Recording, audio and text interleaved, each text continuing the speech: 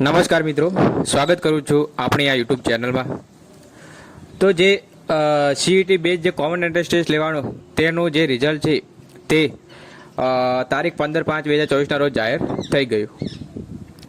તો ઘણા મિત્રોને કોમેન્ટો અને મૂંઝવણો હતી કે જે રિઝલ્ટ જાહેર થઈ ગયું તો હવે કેટલા માર્ક્સ હશે તો આપણે મેરિટમાં સ્થાન મળશે.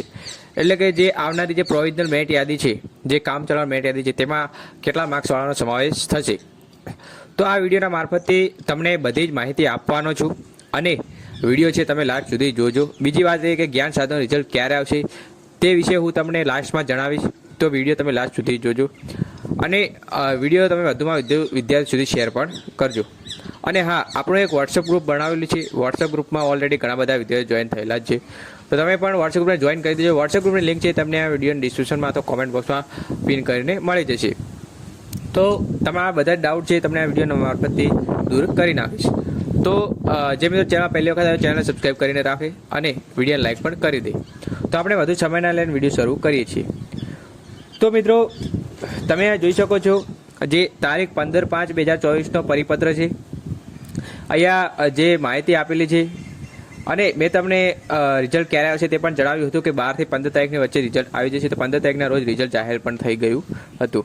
તો તમે જોઈ શકો છો રાજ્ય પરીક્ષા બોર્ડ ગાંધીનગરના જે ઠરાવ પ્રમાણે 25/1/2024ના ઠરાવ પ્રમાણે જે જ્ઞાન શક્તિ જે રેસિડેન્શિયલ સ્કૂલ છે તે અને ટ્રાઇબલ સ્કૂલ, રક્ષા શક્તિ સ્કૂલ તેમજ જે કોમન ટેસ્ટના મેરિટના આધારે ધોરણ 6માં જે જ્ઞાન સેતુ મેરિટ સ્કોલરશિપ તે મેળવવા માટે કોમન ટેસ્ટનું આયોજન 30/3/2024ના રોજ કરવામાં આવ્યું. ત્યાર પછી આની જે પ્રોવિઝનલ આન્સર કી છે તે પણ જાહેર કરી દેવામાં આવી. ત્યાર પછી સુધારા વધારા કરીને લાસ્ટમાં ફાઇનલ આન્સર કી જાહેર થઈ. ફાઇનલ આન્સર કી જાહેર થયા પછી તારીખ 15/5 એટલે કે પરમ દિવસે જે રિઝલ્ટ જાહેર પણ થઈ ગયું. હવે ઘણા મિત્રોના મેસેજો આવે છે કે રિઝલ્ટ જાહેર થઈ ગયું, તો હવે આમાં અમારે આટલા માર્ક્સ છે તો શું અમને મેરિટમાં નામ આવશે કે કેમ, તો તે વિશે હું તમને આ વિડીયો મારફતે જણાવું છું. તો અહીંયા તમને જોવા મળે છે જે પરિણામની વિગત આપેલી છે, માર્ક્સ જણાવેલા છે, તે પછી મેલ, ફિમેલ અને ટોટલ કેટલા વિદ્યાર્થીઓ છે તે પણ અહીંયા જણાવ્યું છે.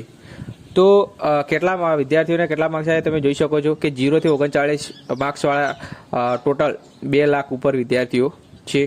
ત્યાર પછી 40 થી 44 માર્ક્સવાળા વિદ્યાર્થીની યાદી છે. ત્યાર પછી 45 49.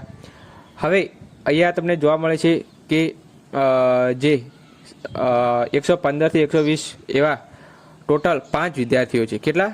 જે 15 થી 120 માર્ક્સ મેળવ્યા હોય તેવા ટોટલ 5 વિદ્યાર્થીઓ છે. તેમાંથી 3 છોકરીઓ છે અને 2 છોકરાઓ છે. તો તેમણે સારા માર્ક્સ એવા મેળવ્યા છે. ટોટલ 5,34,615 વિદ્યાર્થીઓ છે. તો આ ટોટલ વિદ્યાર્થીઓએ પરીક્ષા આપી હતી. તેમાંથી મિત્રો ફેલ કેટલા થયા છે, તો જેમને 60થી નીચા માર્ક્સ આવ્યા છે તેવા બધા જ વિદ્યાર્થીઓ નાપાસમાં ગણાશે. એટલે કે તેવા વિદ્યાર્થીઓનો મેરિટ લિસ્ટમાં સમાવેશ થશે નહીં. ત્યાર પછી તમને જણાવું છું કે એ તમને જોવા મળે છે જે સંખ્યા આપેલી છે ટોટલ. તો મિત્રો જે એમનો 60 અથવા 60થી વધારે માર્ક્સ આવ્યા હોય તેવા તમામ વિદ્યાર્થીનો સમાવેશ થશે. 60 અથવા 60થી વધુ માર્ક્સ મેળવ્યા હોય તેવા તમામ કેટેગરીના વિદ્યાર્થીઓનો સમાવેશ મેરિટ લિસ્ટમાં થશે. કારણ કે અહીંયા મેરિટ યાદી છે, જે કટ ઓફ છે તે 60 અટક્યું છે. એટલે કે જે વિદ્યાર્થીને 60 માર્ક્સ આવ્યા હોય અથવા 60 માર્ક્સ ઉપર જેટલા પણ માર્ક્સ આવ્યા હોય તેવા બધા જ વિદ્યાર્થીઓનો છે જે મેરિટ લિસ્ટ આવનાર મેરિટ લિસ્ટ છે તે મેરિટ લિસ્ટમાં સમાવેશ થવામાં આવશે.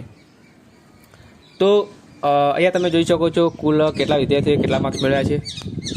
તો મિત્રો અહીંયા તમે જોઈ શકો છો જે કોમન એન્ટ્રન્સ ટેસ્ટ 2024માં બેચના કુલ વિદ્યાર્થીઓ હતા 5,34,615. તેમાંથી 108 કરતાં વધુ ગુણ મેળવ્યા હોય તેવા 90% કરતાં વધુ ગુણ મેળવ્યા તેવા 301 વિદ્યાર્થીઓ છે.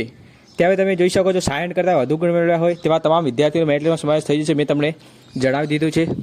તો 60 કરતાં વધુ ગુણ મેળવ્યા હોય તેવા કુલ 76,044 વિદ્યાર્થીઓ છે. તો એ લખેલું છે કે વિદ્યાર્થીઓ પૈકીના વિદ્યાર્થીઓ સમાવેશ સંભવત થશે.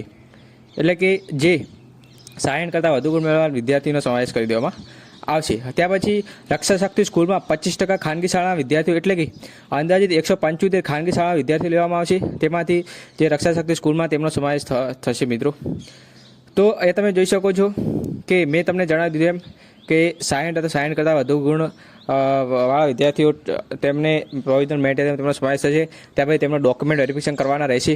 હવે ડોક્યુમેન્ટ વેરિફિકેશન ક્યારે કરવાના છે તે હું તમને વિડીયોમાં જણાવીશ, જે બીજો એક નવો વિડીયો બનાવીશ, કારણ કે હાલ તે વિશે કંઈ જ નવી માહિતી આવી નથી. તો જ્યારે પણ એ વિશે માહિતી આવશે તો હું તમને એ વિડીયોના મારફતથી તમે ડોક્યુમેન્ટ વેરિફિકેશન કેવી રીતે કરવાના અને ઓનલાઈન કેવી રીતે કરવાના તે વિશે સંપૂર્ણ માહિતી તમને આ ચેનલમાં મળતી રહેશે. તો તમે ચેનલને સબસ્ક્રાઈબ કરીને રાખજો, કારણ કે આપણે દરરોજ નવા વિડીયો મૂકીએ છીએ.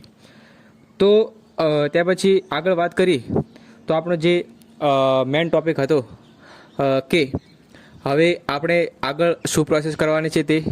તો મિત્રો, તમારી જે પ્રોવિઝનલ મેરિટ યાદી જાહેર થશે હવે થોડા દિવસોમાં. તો જ્યારે પણ જાહેર થશે હું તમને જણાવીશ. જો તમારું અંદર નામ હશે તો તમારે કંઈ જ નથી કરવાનું, ડોક્યુમેન્ટ વેરિફિકેશન કરવાના છે. તો ડોક્યુમેન્ટ વેરિફિકેશન હું તમને તે વિશે માહિતી પણ આપીશ.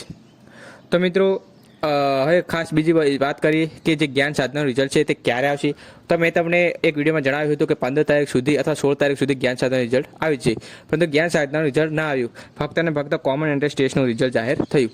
તો જ્ઞાન સાધનાનું રિઝલ્ટ છે તે આવતીકાલે શનિવાર છે. જો શનિવારે નહીં આવે તો મિત્રો ડાયરેક્ટલી સોમવારે આવશે, કારણ કે રવિવારે રજા આવે છે. તો મિત્રો શનિવારે રિઝલ્ટ 99.99% રિઝલ્ટ શનિવારે જાહેર થઈ જશે, કારણ કે આગળ રવિવાર આવે છે. અને જો રિઝલ્ટ શનિવારે જાહેર ના થાય તો સોમવારે પણ જાહેર થઈ જશે. તો તમે ચિંતા ના કરતા. તો મિત્રો, આ મેં થોડી તમને માહિતી આપી. જો તમને આ માહિતી ઇમ્પોર્ટન્ટ લાગી હોય અને સારી લાગી હોય તો વિડીયોને લાઇક કરી દેજો, આગળ શેર પણ કરજો, અને હા, ચેનલ સબસ્ક્રાઈબ કરીને પણ રાખજો. તો આપણે વોટ્સએપ ગ્રુપ બનાવેલ છે, વોટ્સએપ ગ્રુપને જોઈન કરી દેજો. તો આપણે મળીએ છીએ બીજા એક નેક્સ્ટ વિડીયોમાં.